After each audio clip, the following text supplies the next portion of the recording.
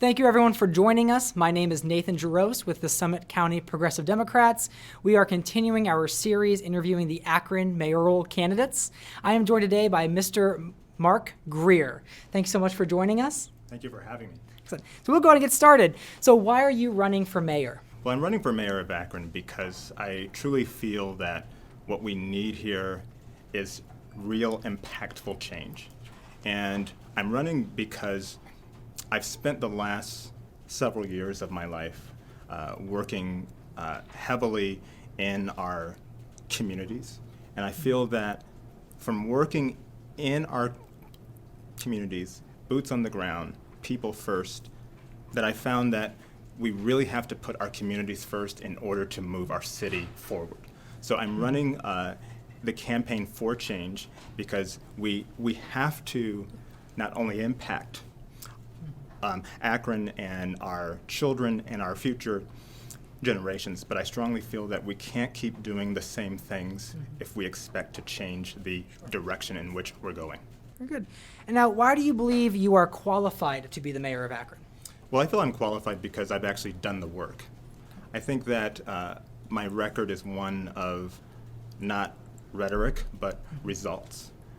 When I worked for the city of Akron, for example, in the past 4 years, I worked on the front lines of where reality happens. And by that I mean where people live, where they work, where they play. And I was able to tangibly impact things at that community level. So I think doing the work and walking that walk has qualified me for taking that next step and looking to impact all of our city. Now, I know your background involves various involvements with nonprofit organizations, community groups, and to my knowledge, this would be your first run for mayor or any political office. So why should Akron make you the first mayor with no political experience? Well, I think that's actually a positive aspect. Okay. I think that for me, I've always said I'm not a politician, but I am a problem solver. And I think that people today especially are looking for their elected officials to solve the problems and the issues which they face each and every day. I think that why I would be best qualified is, again, because I've actually spent the time with the people who I endeavor to serve. And I strongly feel at this point that you don't know what you're not near. I've spent the past several years of my life, and born and raised here in Akron, being near the communities which I seek to serve. And when you talk about being near, so I'm sure you had a lot of conversations with community leaders, citizens, voters. Definitely. What are some of the most common issues you hear from the public? And what are some of your top issues or priorities you plan to address as mayor? Well, I would say first would be public safety. Okay. I think that we all know that unless we feel safe in our city and safe in our neighborhoods and communities, then we're not fulfilling the promise of Akron. And I think that when we look at the things that have happened here in our city, safety is a huge priority. But that means safety for all and not some. Right. That means safety for every neighborhood, no matter how much money the residents have who live there, Sure. no matter what side of town they're on. We've heard a lot about reimagining public safety, but you know what? I want to also reimagine our streets, our communities, because if I live in West Akron off of Copley Road, I should feel just as safe in my neighborhood as if I lived in a more affluent area. So really focusing on that is huge, and increasing, we have to build and rebuild trust between our law enforcement and our community. And we saw what happened last year with Jayland Walker and how this young and unarmed black man was killed. And the call for justice and accountability and transparency is not only essential, but it also does not preclude the right of every citizen to live in safety Right. and live in peace. So we have to, again, build that trust and really rebuild that. When I talk about public safety, I strongly believe that our law enforcement needs more training. Sure. I am in full support of implementing a community services unit Okay. with the APD. And then also, I want to institute a citywide neighborhood ambassador program. So we can start to actually have people in our communities police those communities as well. So by supporting community policing, I think we have the opportunity to do some really impactful work. But I kind of segued right into one of the first issue questions, which was about the police oversight board that was approved with issue 10. What were your thoughts on that measure? And I know you already addressed some of the ideas you have for greater policing or more accountability or that ambassador program you talked about. So what were your thoughts on the issue 10, the police oversight board, and any other ideas you have to help better address policing in Akron? So I was in full support of issue 10, and I voted for it and was glad to see it pass. But I have to say, I still feel that it doesn't go quite far enough. One, I definitely wanted to see enough spots on the board where representation from each ward would be possible. So only having 9 spots doesn't allow that to be achieved. But also, I have to say that I was disappointed in the recent way in which one of the members who was up for being on the board, who was Amokai Akolo, was targeted in the press and by certain members of council. I think that we have to just be totally honest with ourselves. This board came because of what happened, the tragic killing of Jalen Walker. And when we look at the fact that the one young black male that is up to be on this board has had to go through what he's gone through in order to be in representation of our city and of the community that is most adversely affected, and I'm talking about young black men. Right. First of all, I think it's a huge disappointment that we only have one black man up for the Right. review board. I personally feel that we should have more black men on the board. Right. And I just have to say this Go as ahead. well, Nathan, but when I was watching the recent council meeting and I know that people who were speaking in support of Amokai, this came from a good place and the right place, but just because Amokai has a stellar resume and he's a successful young attorney, look, I applaud him for that, but let's not act as though that we have to justify ourselves by our resume to say that we're qualified to sit on a citizen review board. Because I just have to tell you, when you're driving at night in a neighborhood that you don't know and you're pulled over by an officer, no one sees your resume, no one knows where you work, no one knows if you went to college or how many degrees you have. They only see your face. So I feel it's really important that we understand that the lives of our young black men matter, and we don't need to justify ourselves by saying, well, I have a stellar resume, so I'm fit to serve on a citizens review board. I think we have to really start there. Well, I thank you for sharing that message and going in as much detail as you do, because we'll create these frameworks to help solve a problem, but if not everyone is included in that solution and we don't have that true diversity and inclusion in these solutions, it's going to be hard for them to be successful. Absolutely. So thanks for sharing that and the detail that you did. I know, go ahead. And also, Nathan, I'm sorry, Yeah. I did want to just kind of, lean back a little bit to your prior question because Yeah. I didn't get to touch on Sure. all of the Sure.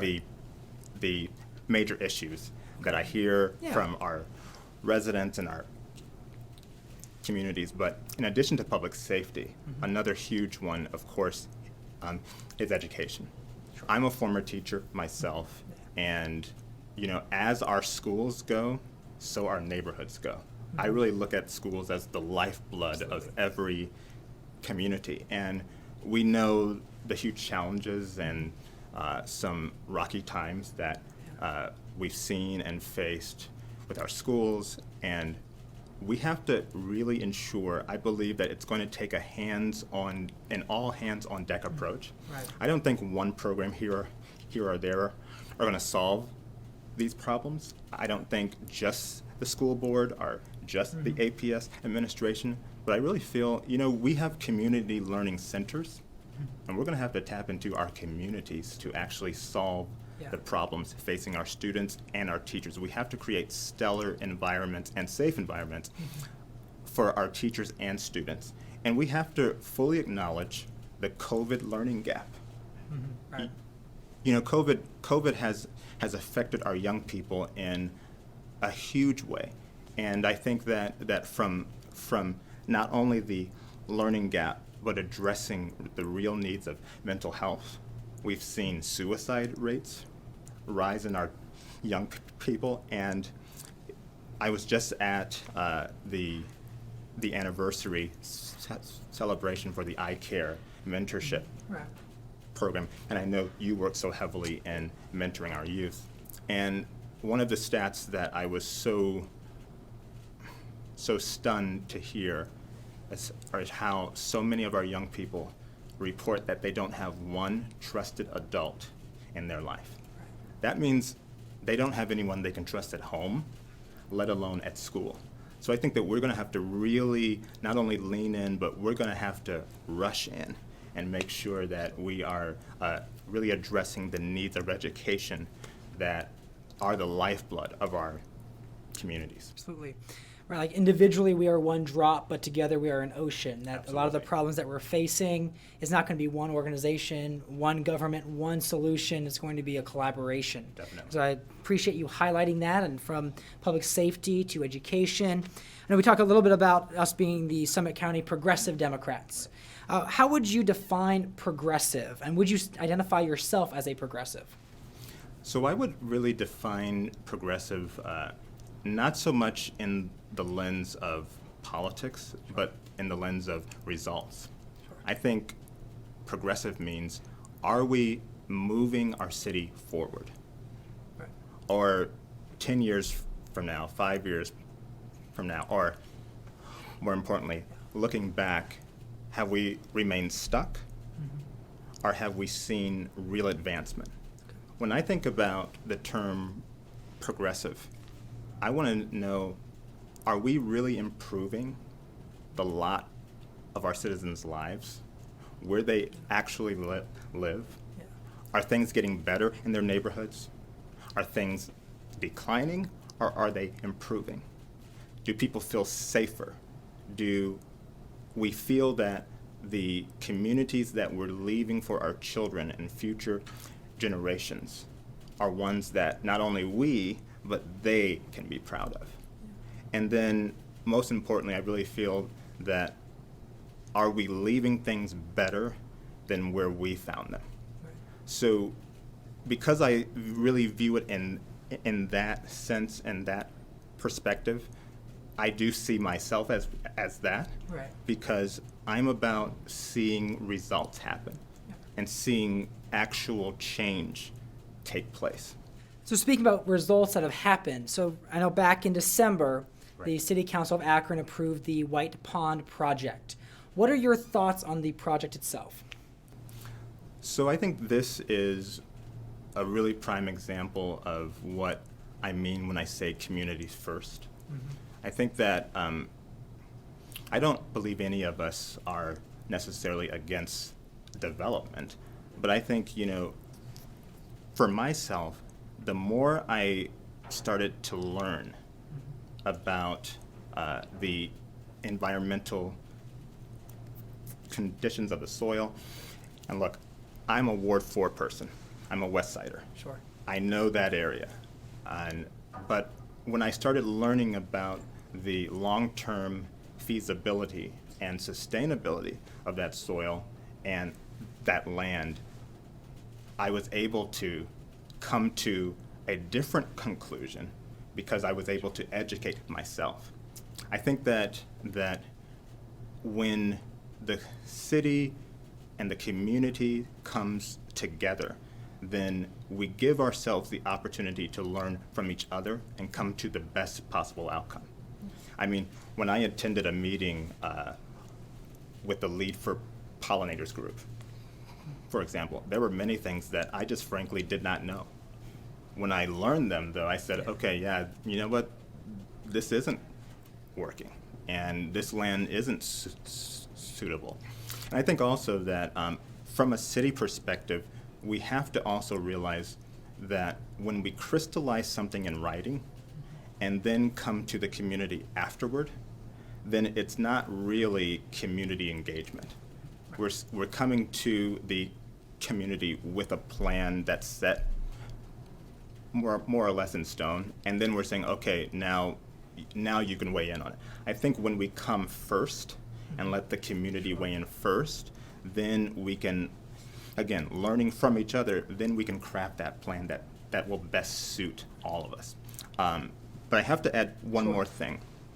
I think it's important that when citizens come to voice their concerns, I watched the last meeting of City Council of last year, and I was disappointed that citizens who showed up to voice their sincere concerns about the project were not allowed to speak at that time. And even if there have been other forums where people could speak, look, I believe if people show up to speak to their elected officials, then they should be allowed to do so. So again, I think this is an opportunity for us to not only learn from, but going forward, we have to correct the mistakes of moving ahead of the community without them and then expecting everyone to just fall in suit. Absolutely. Instead of listening to maybe what the issues are in that community, Right. it's kind of giving them a solution that maybe they don't like or even want. Now, another question that kind of came up with just different discussions. Now, on the records, in past several midterm and general elections, you were indicated as in the primary for the Republican Party, and that raised some concerns among a lot of progressives in the area. I was wondering, why have you chosen to run as a Democrat? So I think that's a fair question, and one I'm glad you asked. I grew up in a Democratic household. Sure. My parents voted Democrat. The first political rally I went to was President Clinton. And I always considered myself a Democrat because that's how everyone I knew, not only in my family, but I just have to be very frank, most of the black community votes in that manner. So I always considered myself a Democrat. But as a young man, I started looking around, Nathan, and I looked at the conditions of our communities, and I saw that things weren't changing. And I said, I got a little disillusioned with partisan politics because I said, why do we continue voting for the same people with the same political promises year after year, election cycle after election cycle, but then we don't see the results and the promises they made actually happen? And I wanted to see that my votes were actually valued and not just ignored or taken for granted because most of us pull the lever in that party. And so what I did is I said, you know what? I'm going to demand that my vote is earned because I got tired of looking around and seeing neighborhoods and communities that weren't changing, weren't improving, and in fact were getting worse year after year. Well, as I started working in the communities and with these neighborhoods I worked in, I really came to realize that the best way for me to actually improve things was to affect real change within the Democrat Party, which I call home. Sure. And I said, I want to come in and make sure that the promises that have been made to our community Sure. are actually fulfilled. I want to make sure that we as elected officials are actually held accountable to the people who vote for us. Sure. And I want to make sure that when I turn around and look back on the past years, if I am blessed enough to receive the votes and the support of the citizens of Akron in being the next mayor, I want to look back and say, you know what? We made promises and we kept them. We put out a platform Sure. and we stood on it and we held to it. And now when we look back, we can actually see that real change happened. All right, thank you for that answer on that. I know it's kind of a challenging question there. And then just one simple follow-up just in regard to, I know, trying not to be as partisan on certain issues, but if a 2024 matchup were to repeat from 2020, would you as Akron mayor support the current President Joe Biden or former President Donald Trump if that were the matchup? No, I think that when we look ahead to 2024 and seeing who may or may not be in those roles, and I have to say, I don't necessarily believe that those two names will end up being our choices, but I have always said this. I look at each candidate based on their merits, and I vote for the candidates who are going to make the most impactful changes to the communities who are the most marginalized. Okay. So I am in support of the Democratic Party platform, and if President Biden is in that role there in 2024, I will certainly be looking at his candidacy just as strongly as I did in 2020. All right, very good. Thank you. Now, how can people get in touch with your campaign, whether it's to contribute, to volunteer, or just get more information about you? Well, first of all, you can go to our website, which is www.markgreerformayor.com, and that's Greer, Greer. And there on our website, you can actually find our donation link and our ActBlue account. You can find all of our social media accounts as well. We're on Facebook, we're on Twitter, we're on Instagram, we're on LinkedIn and YouTube. And I think I got all of them there. Very good. I know there's a lot to keep track of. But thank you so much for taking the time to talk with us. And so we have Mr. Mark Greer, candidate for Akron Mayor. Thanks for watching.